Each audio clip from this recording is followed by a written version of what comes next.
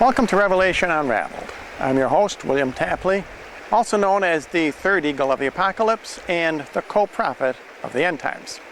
On this program, I want to talk about the reestablishment of the third temple in Jerusalem and the reinstitution of animal sacrifice. There was a recent meeting between a popular Turkish novelist by the name of Adnan Akhtar and three members of the Jewish Sanhedrin, where they discussed the possibility of a shared arrangement on the Temple Mount, and a new temple called the Palace of Solomon could be built, which would serve both Muslims and Jews. I am here to warn Christians that such a possibility would not be a fulfillment of Bible prophecy. Let's look at where this end times temple is talked about in the book of Revelation, in Daniel, and in St. Paul.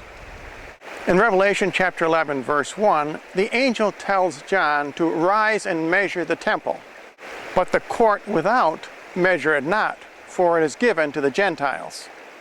And the holy city they shall trod under foot for 42 months.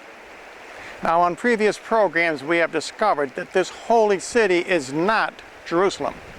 This holy city is the city of Rome and the Vatican.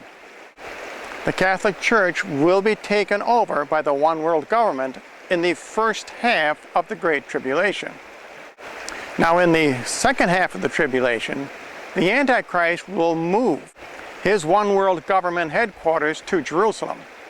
A lot of people think that this invasion is a military invasion, but not true. The fact is, the government of Israel will invite the Gog-Magog forces to Israel. In other words, the one world government. At this same time, the false prophet will move the Vatican also from Rome to Jerusalem.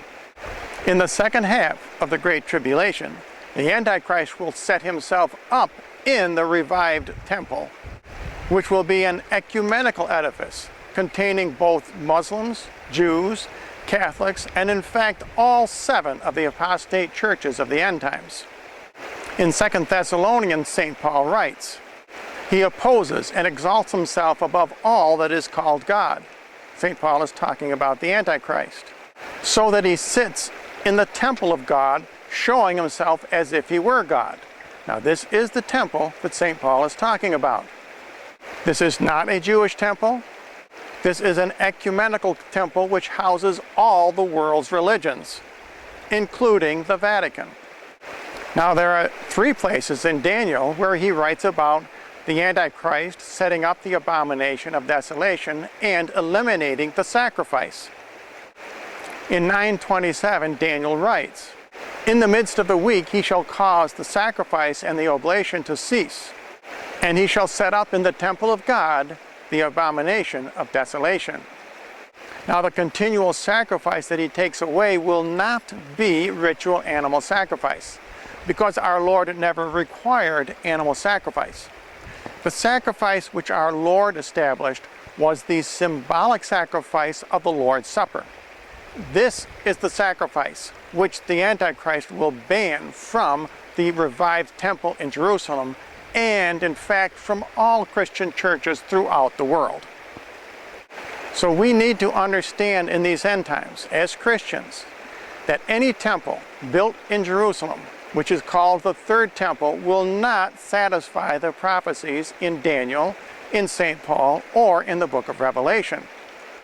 The temple which the Bible is speaking about must be an ecumenical temple that includes all the world's religions, all the 7 women, as spoken by Isaiah. The 7 women who take hold of one man are the 7 end times evil apostate religions, all of whom will support the Antichrist. The one man who the 7 women take a hold of is the Antichrist.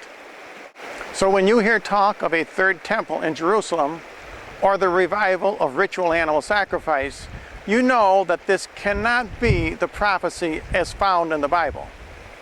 But when you see the false prophet, in other words the anti-pope, moving the Vatican to Jerusalem and taking over a temple on the Temple Mount, then you will know that Bible prophecy is being fulfilled. At the time that the Antichrist and the false prophet take over this temple in Jerusalem, we need to understand that the remnant Jews who have been converted by Enoch and Elijah will have fled into the mountains. The remnant Protestants will already have been raptured, and the remnant Catholics will have fled into the desert. These three groups, along with the holy martyrs, are the four groups who will return and reign with Jesus during the millennium. And if you would like more information, simply write to the address you see on your screen.